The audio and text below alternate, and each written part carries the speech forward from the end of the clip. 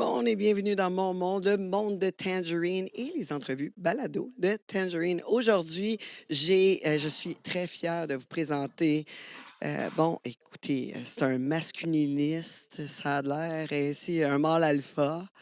C'est comme celui que tout le monde, on dirait, aime détester cette semaine. Je voulais voir quel genre de gars c'était? Parce que je l'ai vu dans le documentaire, j'ai regardé quelques-uns des podcasts auxquels il a participé. Mais là, je me suis dit, bon, je vais investiguer, voir, bon, est-ce que c'est de la masculinité toxique, quel genre d'entrepreneur qui est. Et je trouvais qu'on avait beaucoup de choses en commun. Fait que je l'ai invité aujourd'hui. Julien Bournival est avec moi. Alors, Julien, comment ça va? Je vais très bien, merci, toi. Hey, excellent, je suis tellement contente, comme je t'ai dit. Moi, j'ai passé une semaine comme obsédée totale avec cette histoire-là. Là, j'ai regardé le documentaire, j'ai regardé une couple de podcasts que tu as suivis. Puis là, je me posais beaucoup de questions. Premièrement, comment tu vas? C'est-tu tough? Qu'est-ce que tu vis là? Ça me semble vraiment difficile, là. Non, honnêtement, je veux dire, maybe I'm built different, mais tout le monde me posait la question, mais non, de un, je sais très bien qui je suis, fondamentalement, OK? Puis pour moi, ce qui compte, c'est ma femme, mes enfants, mes parents, mes partners, mon staff, les gens qui me connaissent réellement, là. Eux, est-ce qu'ils sont fiers de moi? Puis eux, est-ce qu'ils savent réellement qui je suis? Oui. Ben, l'inconnu, là, qui se forge une opinion sous des extraits hors contexte de moi ou qui va commenter des affaires après avoir lu un titre, honnêtement, son opinion, il vaut pas grand-chose, hein. Il me passe 10 pieds par-dessus la tête. Moi, c'est des gens que j'appelle des NPC, là. Ils sont juste facilement programmables, sont facilement manipulables, ils sont à la merci de leurs émotions, sont incapables d'être rationnels, d'aller se forger leur propre opinion. Fait que, non, leur opinion, j'en ai rien à chier. Puis au-delà de tout Ben, ça, ben, je te comprends. Moi, puis j'étais j'appelle ça conscient en passant sélection là, qu'on allait. naturelle. Ouais. Puis j'étais conscient aussi des attaques que j'allais recevoir à la suite de tout ça parce que j'étais conscient qu'on n'allait pas faire un portrait objectif de ma personne. Fait que c'est comme, c'était- je sais pas, je m'y attendais, c'était pas une nouvelle. Ma femme puis mes parents ont eu plus de difficultés avec ça que moi j'en ai eu, mettons. Puis ça, c'est la chose qui m'a vraiment fait chier. De me dire que j'ai mis mes parents et ma femme dans une situation où eux, ils se sentent pas bien, ça, c'est l'endroit où est-ce que j'ai peut-être eu un petit peu plus de difficultés parce que celle-là, je l'avais pas vu venir. Moi, dans ma tête, c'est moi qui allais se faire attaquer, puis I got a thick skin, puis si vous voulez m'attaquer, bring it on, I don't give a shit.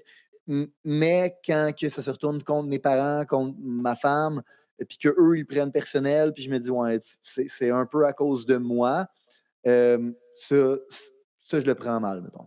Ouais, ben, je peux comprendre parce qu'ils ont comme l'incapacité de dire leur opinion vis-à-vis de ça. Tu sais, ils entendent plein de choses sur toi, puis c'est sûr que leur vision, c'est des gens qui t'aiment, qui sont proches de toi, qui te connaissent vraiment en entièreté. Fait que c'est difficile pour eux d'accepter tout ce qu'ils entendent sur toi parce que pour eux, c'est sûrement pas leur réalité.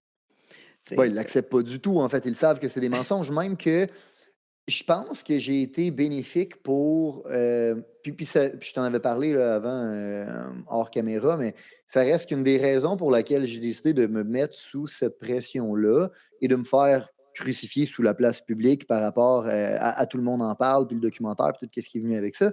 C'est parce que je savais fondamentalement en fait, il y avait comme 2 options. OK? Il y avait 2 options, puis moi, dans ma tête, dans les 2 options, je l'ai gagné.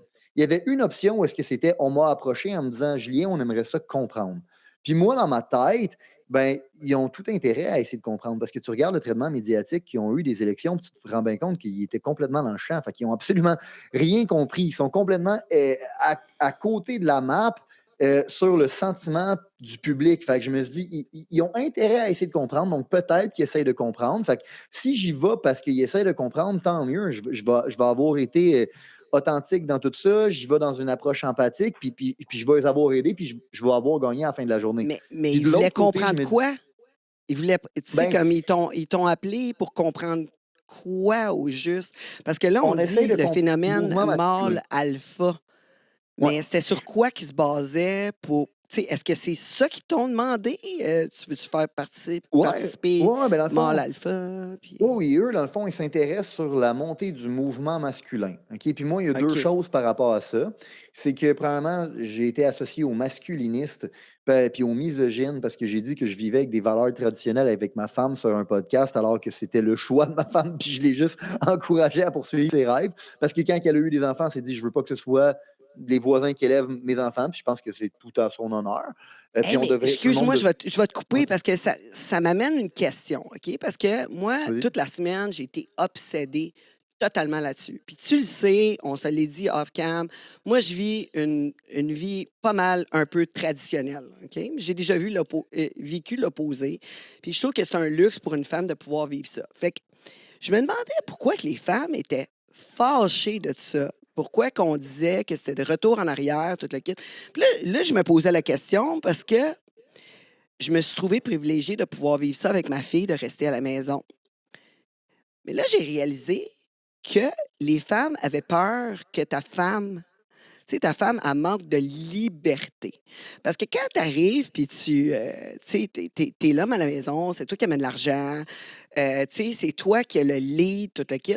Advenant, là, que vous deux, ça va pas. Il y a une petite chicane, là. Puis là, un moment donné, ça devient plus gros, plus gros, plus gros, plus gros. Puis là, elle est plus bien là-dedans. C'est quoi que tu as mis en place pour qu'elle, elle puisse se sentir comme libre? Je pense que c'est ça que le monde, ils ont peur qu'elle ne puisse pas faire le choix de partir advenant que ça va pas. C'est une bonne analyse. Moi, je pense que il y en a qui sont juste jalouses parce qu'ils aimeraient ça avoir ça puis ils l'ont pas, OK? Je Ouais, pense ouais. aussi que le documentaire a émis une espèce de trame où on insinue que les gars dans le documentaire et les gens qui veulent vivre avec des valeurs traditionnelles sont fondamentalement antiféministes. C'est un peu ça que, dans le fond, Francis Dupuis-Déry expose. Là. Il dit, Ouais. vous êtes des antiféministes, puis dans le fond, ça veut ramener la femme en arrière parce que ça se sent opprimé par la femme. Puis en passant, là, j'ai jamais dit ça nulle part dans le documentaire. On OK, me ouais. met des mots dans la bouche de façon interposée. Fait que je pense que les gens ont peur que je sois ce type de personne-là, puis que ma femme soit juste une soumise. Puis honnêtement, n'importe qui a déjà rencontré ma femme, genre, j'ai jamais vu autant de caractère du haut de 5 pieds 2. Là, genre, ma femme a du caractère sur un crise de temps. Puis t'en as besoin pour être capable d'être en relation avec moi, honnêtement. Mais pour répondre à ta question, mettons, c'est quoi que j'ai mis en place? Honnêtement, rien.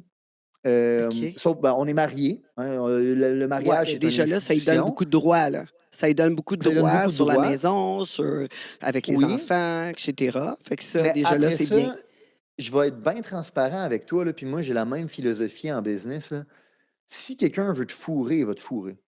Peu importe les papiers que tu as, peu Ouais, importe ouais. l'arrangement que tu as, peu importe whatever, si tu as sélectionné la mauvaise personne autour de toi, puis le meilleur exemple, c'est la personne que j'ai sélectionnée dans mon entreprise qui nous a mis dans le trou d'1 million. Mettons, j'ai pas sélectionné la bonne personne, puis peu importe comment que j'aurais voulu arranger ça avec, était mal intentionné. Fait qu'elle m'a Ouais, ouais. causé du trouble. Ben, c'est la même chose avec mon couple. Puis c'est une question de l'intention, puis est-ce que la personne qui est avec toi a réellement ton intérêt à cœur? Puis moi, ça fait 8 ans que je suis avec cette femme-là. On a vécu toutes sortes d'épreuves à droite, à gauche. On a parti. L'entreprise que j'ai aujourd'hui, c'est un effet secondaire de la première entreprise que j'ai bâtie avec ma femme à l'époque. C'est comme l'évolution de tout ça. Fait qu'on a vécu toutes sortes des réorganisations de notre couple. Puis, tu sais, on se dit, c'est quoi qui protège ta femme de ça? Ben, on peut se poser la même question aussi de c'est quoi qui protège l'homme, parce qu'on sait très bien que statistiquement parlant, quand tu as des enfants, si tu te sépares, c'est la femme qui part avec la maison, avec les enfants, avec toutes ces choses-là.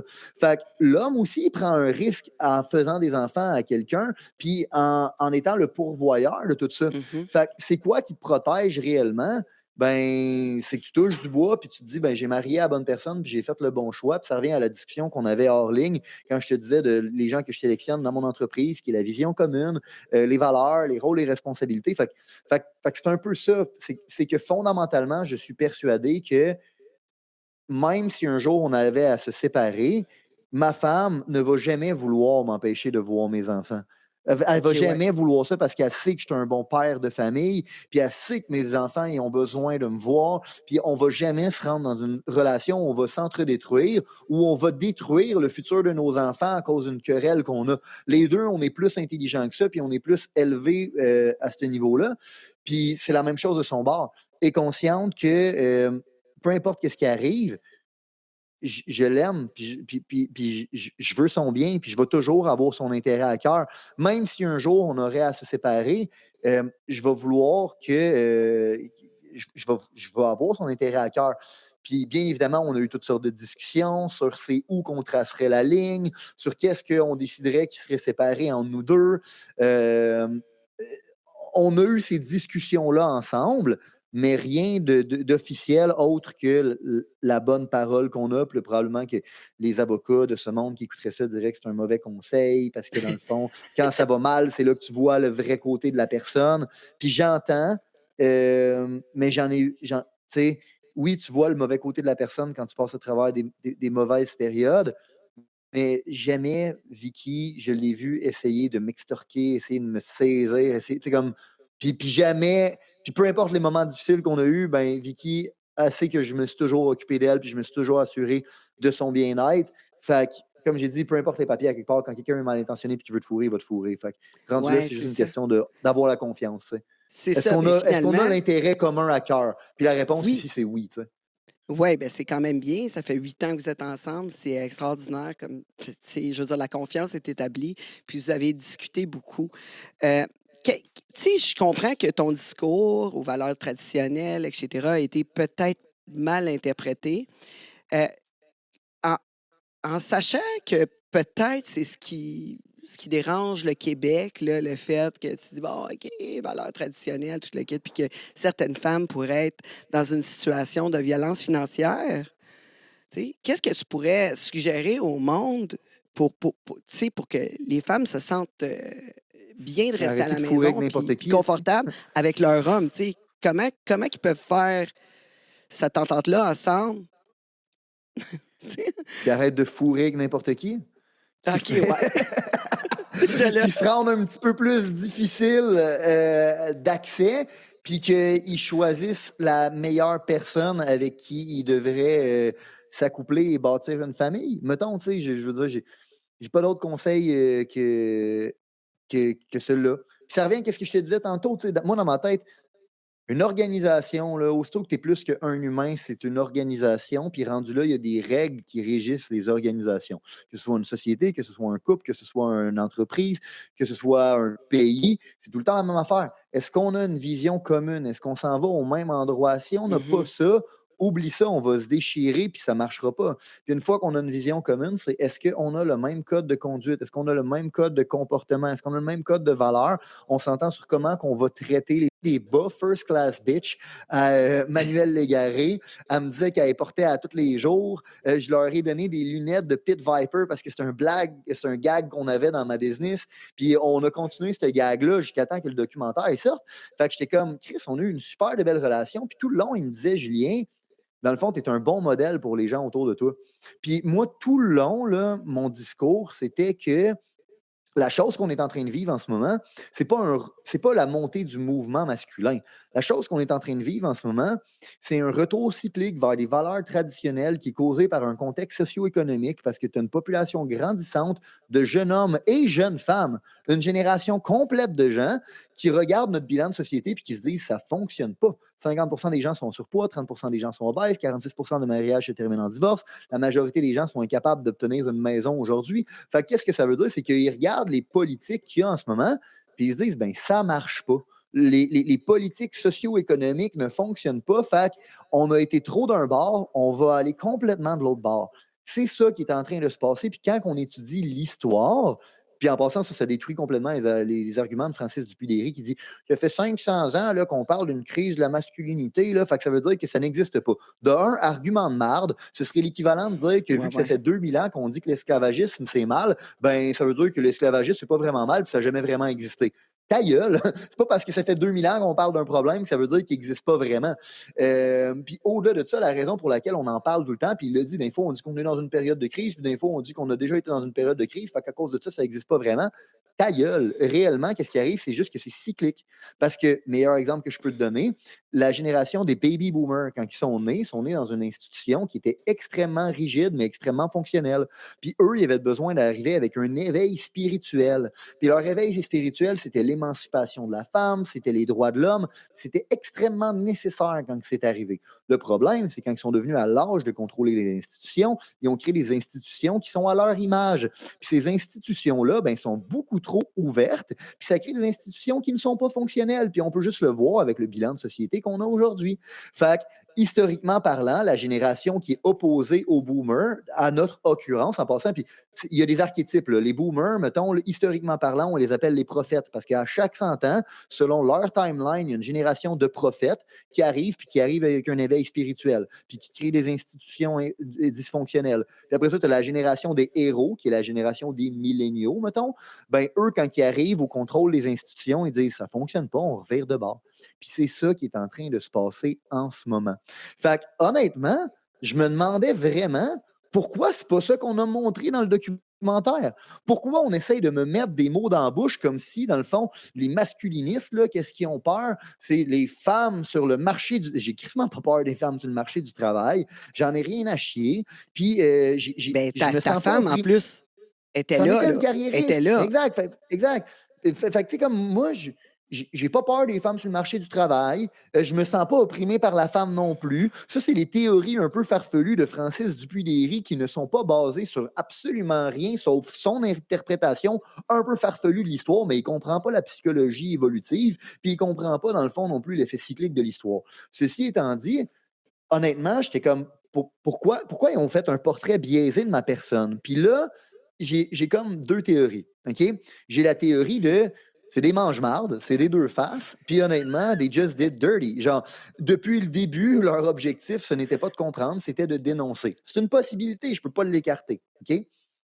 Puis l'autre possibilité qui ferait du sens, c'est qu'ils ont fait un documentaire, puis ils ont été un peu noob là-dedans, puis ils l'ont fait pour faire jaser. Ils voulaient là, que ça ait l'effet de genre « Oh mon Dieu, on a peur de ça », mais ils n'ont pas pensé aux répercussions des protagonistes.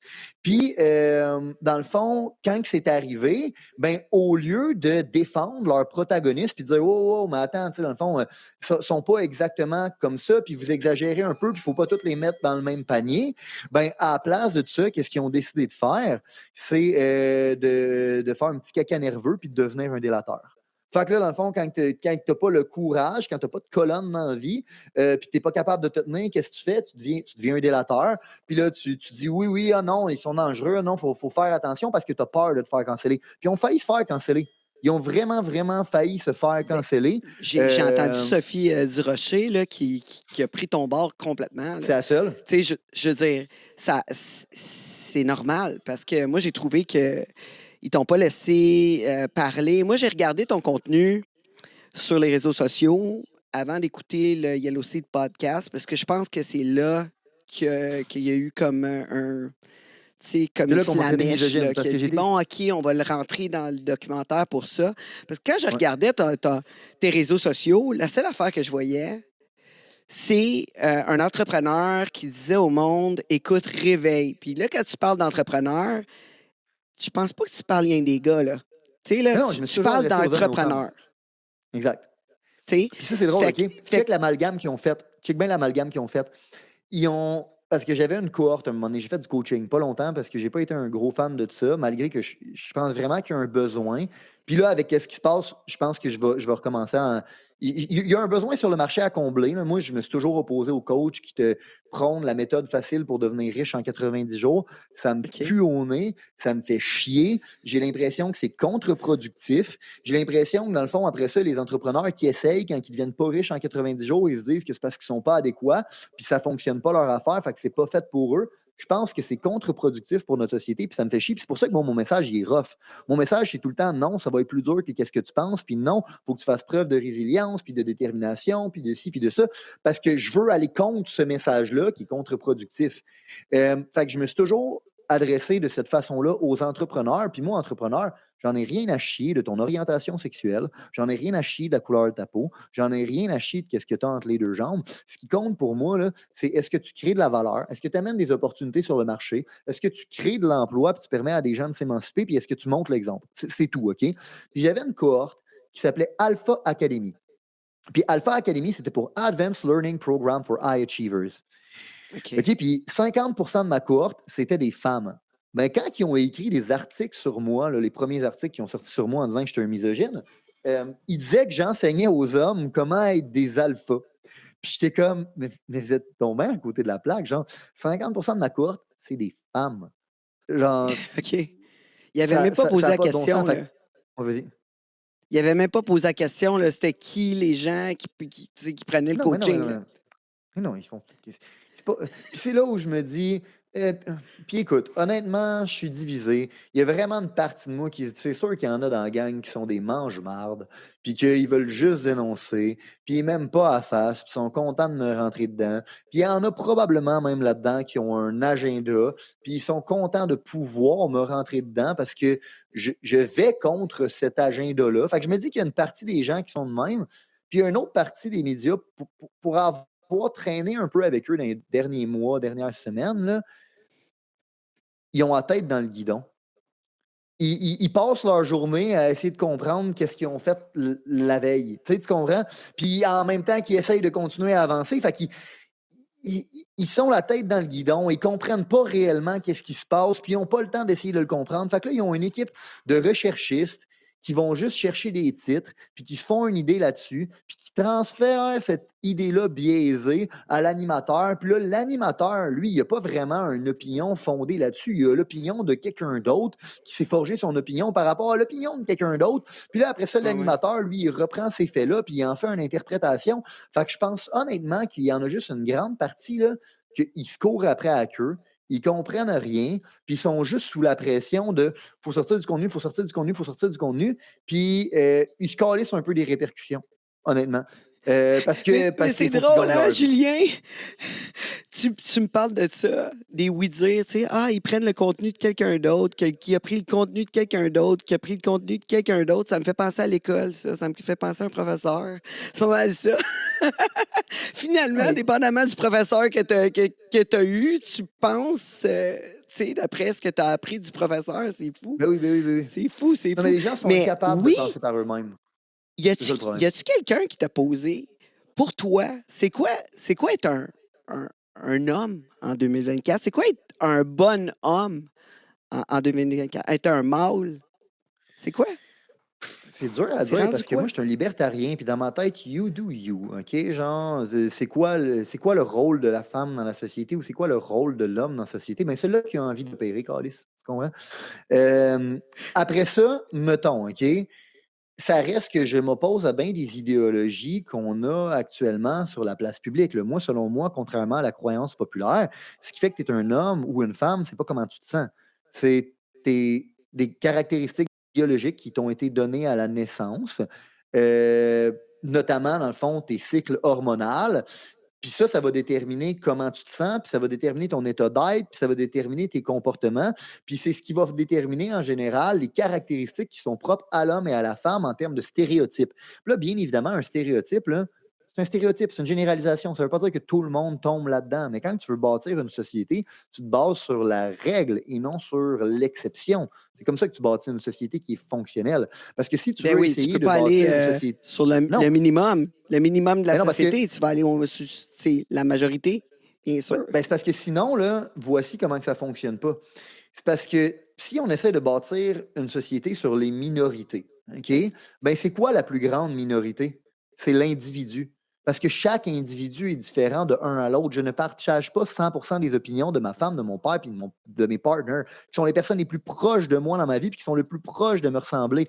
Fait que dans le fond, là, la plus grande minorité, c'est l'individu. Fait que si on essaie de bâtir une société qui respecte les besoins de chaque individu, hostie, on n'y arrivera pas. Là. Fait qu'à un moment donné, tu bâtis une société, puis tu la fais sous les règles et non l'exception. Fait que selon la règle, ben, les hommes ont certaines caractéristiques et la femme a certaines caractéristiques, puis c'est des stéréotypes. Puis moi, ce que je trouve aberrant en passant dans tout ça, là, c'est le double standard. Selon eux, là, moi, j'ai pas le droit d'affirmer qu'il y a des stéréotypes chez la femme et chez l'homme. Il y a des stéréotypes de caractéristiques chez l'homme et la femme. Mais à côté de moi, tout le monde en parle, on avait une drag queen. Tu sais, c'est quoi une drag queen? Une drag queen, c'est un homme qui se déguise en femme en imitant les manières et les caractéristiques stéréotypées de l'autre genre. Fait que dans le fond, on fait une espèce de caricature un peu grotesque de Ouais, qu'est-ce qu'est ouais. une femme selon des stéréotypes. Puis ce stéréotype-là, lui, il ne serait pas dégradant pour la femme, mais celui-là que moi je fais, il l'est. J'aimerais ça qu'on m'explique. Parce que là, tu as quelqu'un, un homme qui se déguise en femme de façon grotesque, qui en fait une espèce de.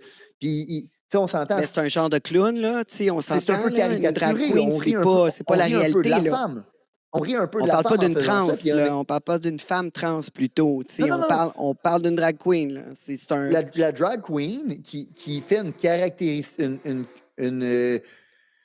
une caricature un peu grotesque de la femme, stéréotypée à l'infini, puis qui prend sa place en passant sur le marché du travail et le showbiz, ben ça, ce n'est pas dégradant pour la femme.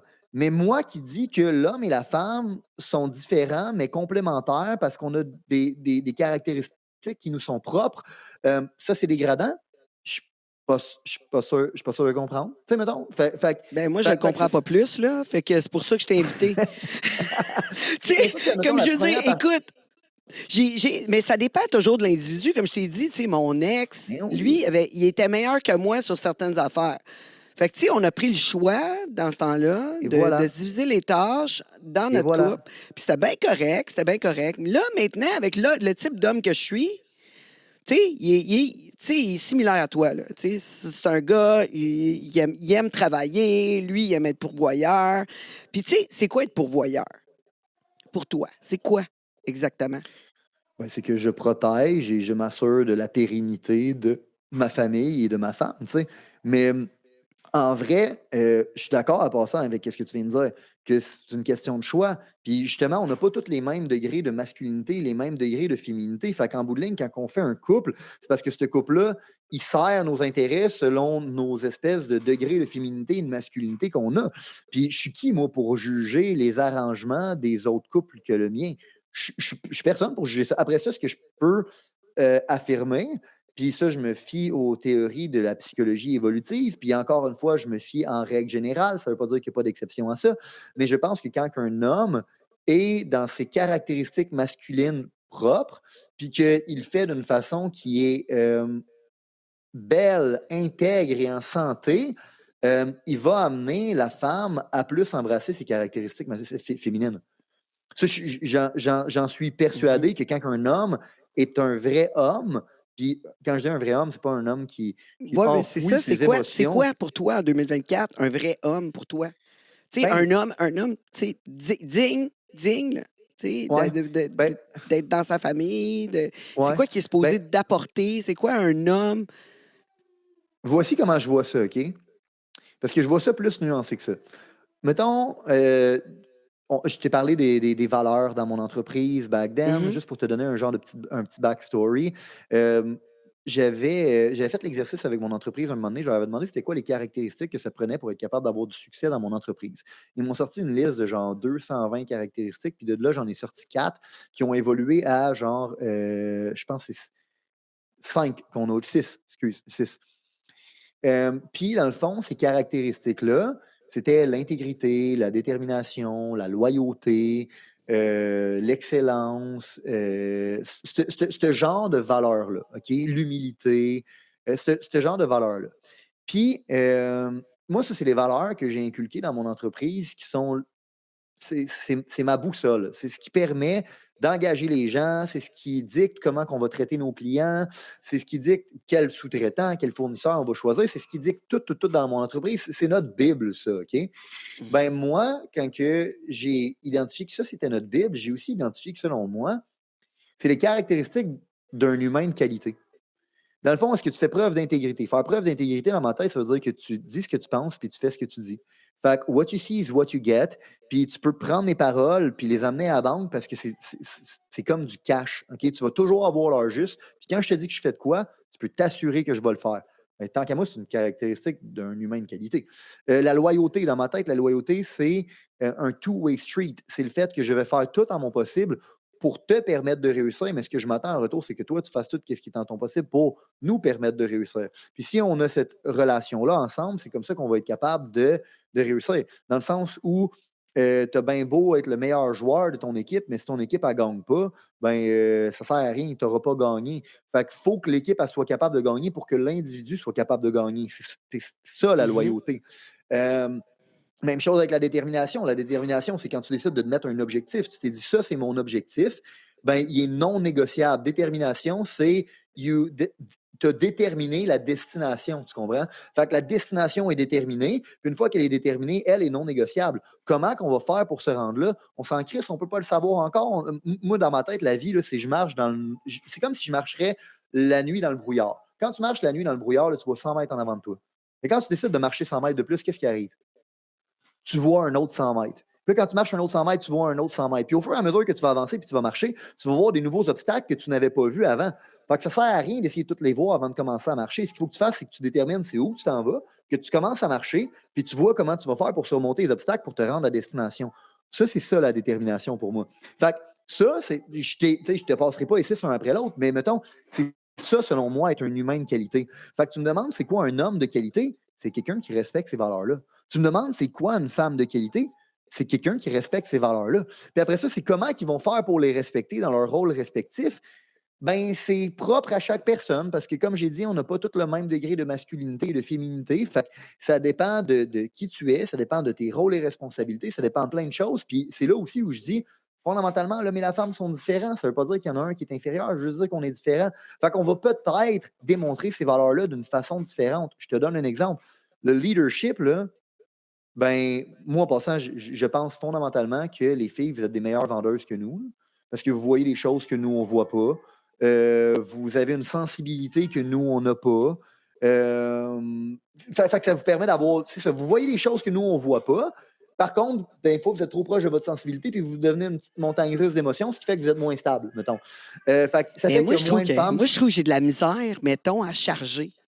Moi, Ah j'avais ouais? de la misère, j'étais pas une bonne vendeuse parce OK. que, tu sais, ou même quand j'offrais un service, comme Closer, là. j'ai eu j'ai une entreprise d'esthétique aussi.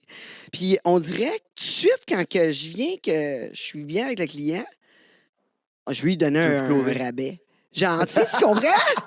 Je suis comme, Vous êtes hey, de même j'ai du aussi, bon ouais, temps, je effectivement. devrais te donner un rabais. Genre, je l'ai pas pour ça. Mon Ah cœur, ouais. tu sais, mon corps, mon cœur, je veux dire, il est trop dedans. Trop Il est dedans. fait Oui, différent. Ouais. Fred, Oui, on a on, une on a une question, un question. commentaire à c'est quoi un homme, puis je pense que c'est important, je vous l'envoie. OK. Est-ce que tu le vois, Julien? Un vrai homme est un homme responsable, bienveillant et respectueux des droits égaux entre les hommes et les femmes. Je suis entièrement d'accord, j'ai rien à dire contre ça. Mais après ça, un vrai homme, je pense que c'est ça. Hein? J'ai rien à dire. Ah, c'est sûr qu'il faut prendre des responsabilités, mais je pense. Tu sais, je veux dire, ta femme, à un moment donné, ça va pas bien tu sais, financièrement, ça va pas bien. Tu sais, tu l'empêcheras pas non plus d'aller travailler, là. Tu sais, si elle veut Mais aller non, non. travailler puis aider, Puis, correct. puis encore une fois, une nuance que les gens ne font pas par rapport à mon discours, c'est quand je dis que l'homme et la femme ne sont pas égales, ça veut pas dire qu'ils sont pas égales en termes de droits. Je veux qu'on soit égal en termes de droits, là.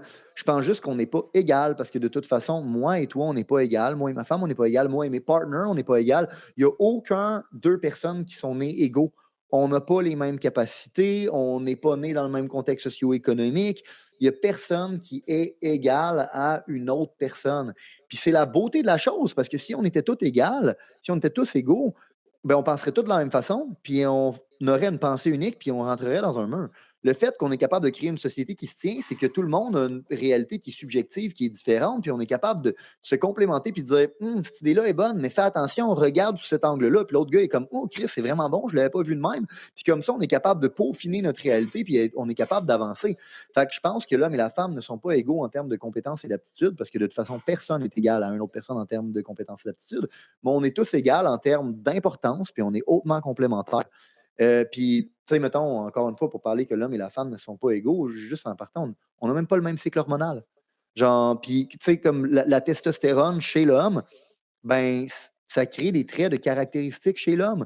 Ça fait que, puis c'est pas des mauvais traits de caractéristiques, là. Ça veut dire que l'homme a tendance à être plus assertif, pour revenir sur ce que tu disais tantôt. Il a tendance à être plus fonceur. Il a tendance à avoir ces genres de capacités-là un peu plus de conquérant, qui, quand ils sont amené à un mauvais extrême, ça peut faire de lui quelqu'un de dominant et de violent. Mais dans le fond, à la base, ce n'est pas des mauvais traits. C'est juste dans un mauvais extrême, ça peut devenir des mauvais traits. Tout comme la femme. La femme, ben, à cause de ses cycles hormonaux, vous avez une intuition qui est différente de nous. Vous êtes beaucoup plus proche de vos émotions. Vous voyez des choses que nous, on ne voit pas. Vous avez des intuitions que nous, on n'a pas. Vous avez un sixième sens, honnêtement, que l'homme n'a pas. J'en suis persuadé. Ceci étant dit, ben, encore une fois, quand vous êtes trop proche de vos émotions, des fois, vous devenez mené par vos émotions. Fait que les traits de caractéristiques qui sont propres à l'homme et la femme, en général, ce sont leurs super pouvoirs qui peuvent aussi devenir leurs super faiblesses s'ils sont amenés dans un mauvais extrême. Ça ne fait pas de eux quelqu'un d'inférieur en quoi que ce soit. Ça fait juste le fait que l'homme et la femme sont nés pour être complémentaires, puis ils doivent s'écouter, puis ils doivent apprendre à travailler ensemble, puis on doit arrêter ces espèces de concepts-là de masculinisme et de féminisme. En passant, moi, je m'oppose fondamentalement à ces termes-là, là. Genre, dans ma tête, c'est du marxisme social, parce que le masculinisme, et ça dit qu'on veut l'égalité entre les hommes et les femmes.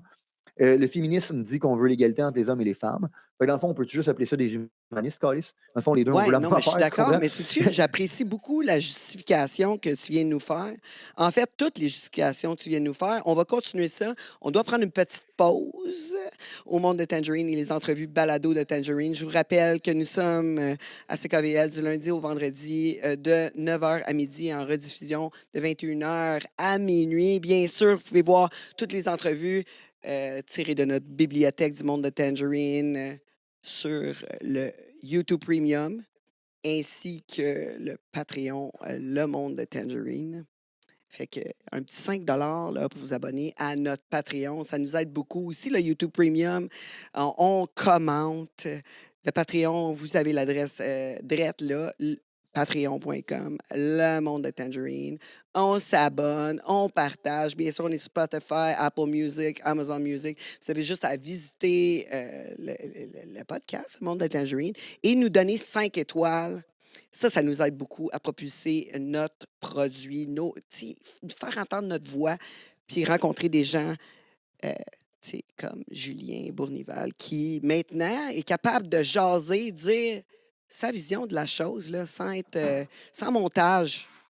On l'écoute sans jugement, ici même, au Monde de Tangerine. On se retrouve après la pause.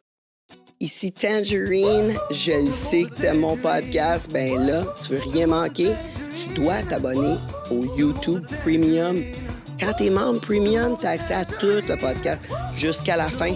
On le sait, la fin, c'est toujours ce qu'il y a de plus juteux, croustillant. Là, tu vas pouvoir l'écouter sans publicité pour seulement 5 $ par mois. Si j'ai un événement en plus, tu rentres VIP, puis on prend une petite photo. Salut Luc! Ça va? Toi, de l'échelle de 1 à 10, c'est comment que le sexe oral est important pour toi dans une relation? Très important. Écoute, ça commence très bien. C'est pas parce que t'aimes le sexe que t'es une mauvaise personne. Fait que si tu couches avec une fille ou un gars pour le premier soir, tu devrais pas le garder à la maison pour coucher parce qu'il y a plus de chances qu'il est psychopathe. Et c'est comme ça que ça commence, la désinformation. Tu cherches un studio pour produire ton audio, ton vidéo ou même ta photo? J'ai le studio pour toi. Tu as juste à arriver ici avec tes idées, ton invité et tout le tralala. Puis nous, on s'occupe du montage, de le diffuser sur toutes les plateformes live. Puis toi, tu repars avec ta carte SD, toute prête à être diffusée. Il reste juste à nous payer, puis on charge vraiment pas cher. Fait que qu'est-ce que t'attends? Contacte-nous.